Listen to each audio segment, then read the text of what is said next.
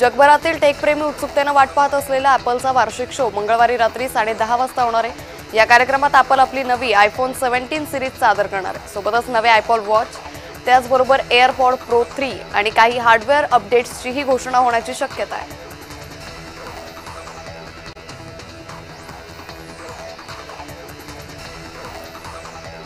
नागपूर शहर विकसित करण्यासाठी NMRDA आणि हुडको त्याचबरोबर NBCC यांच्यात नवा करार करण्यात आलाय। 1710 एकरमध्ये नवीन नागपूर विकसित होणार असून नवीन नागपूरसाठी NBCC प्रकल्प व्यवस्थापकीय सल्लागार म्हणून काम करणार आहे।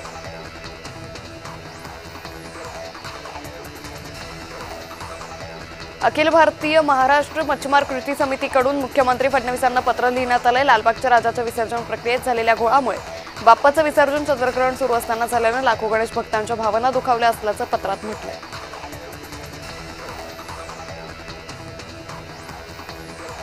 मीरा भाईंदरमध्ये 377 बेड्सचा मनपा रुग्णालय सुरू करण्याची माहिती परिवहन मंत्री प्रताप सरनाईक यांनी दिली। मनपाचा एकही रुपया खर्च न करता रुग्णालयाची 14 मजली इमारत बांधण्यात येणार आहे, तर रुग्णालय सुरू करण्यासाठी 3 वर्षाचा अवधी लागेल।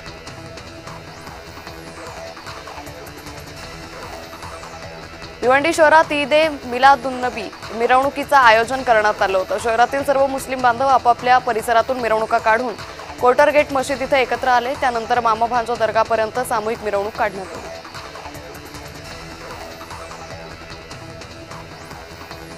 शिवभोजन थाळीचे थकीत पैसे देण्याच्या मागणीसाठी नागपूरच्या संविधान चौकात शिवभोजन थाळी केंद्र चालकांनी आंदोलन केलं।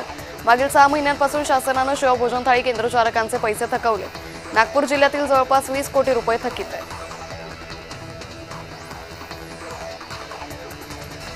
उत्तम पर्जन्यवृष्टी झाल्याने नवी मुंबईला पाणी पुरवठा करणारे मोरबे धरण 100% भरले। धरण भरल्याने नवी मुंबई महानगरपालिकेतर्फे मोरबे धरणावर जलपूजन करण्यात आले। वनमंत्री गणेश नाईक यांच्या उपस्थितीत माजी खासदार संजीव नाईक आणि मनपा आयुक्त कैलास शिंदे यांच्या हस्ते हे जलपूजन संपन्न झाले। उरण येथील तेल आणि नैसर्गिक वायू महामंडळाच्या म्हणजेच ONGCच्या LPG प्रकल्पात आग लागली। को जनरेशन सेक्शन विभागातील गॅस पाईपलाईनमधून प्रचंड गळती होऊन झालेल्या शक्तिशाली स्फोटात उरणमध्ये जबरदस्त आदरे बसले। यामुळे प्रकल्प काही काळासाठी बंद ठेवण्यात आला। सुरक्षा म्हणून प्रकल्पातील कामगारांना घरी पाठवण्यात आले।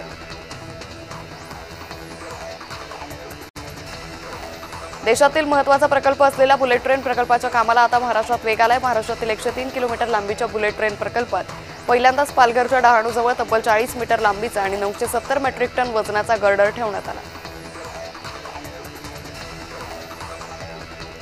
कल्याण पूर्वेतील रस्त्यांची पावसाळ्यात अक्षरशः चाळण झाली आहे। KDMC आयुक्त अभिनव गोयल यांच्यासह माजी नगरसेवक महेश गायकवाडांनी कल्याण पूर्वेतील रखडलेल्या रस्त्यांची पाहणी केली। पाहणीनंतर सर्व रखडलेली कामं पूर्ण करण्याचे निर्देश KDMC आयुक्तांनी दिले।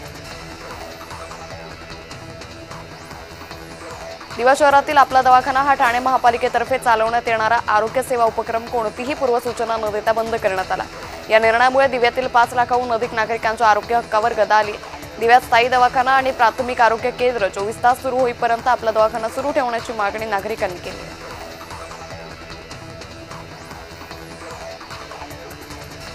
बोईसर तारापूर MIDCतील Aarti drugs limited plot number T150 या कारखान्यात पुन्हा एकदा हायड्रोलिक ऍसिड या वायूची गळती झाली।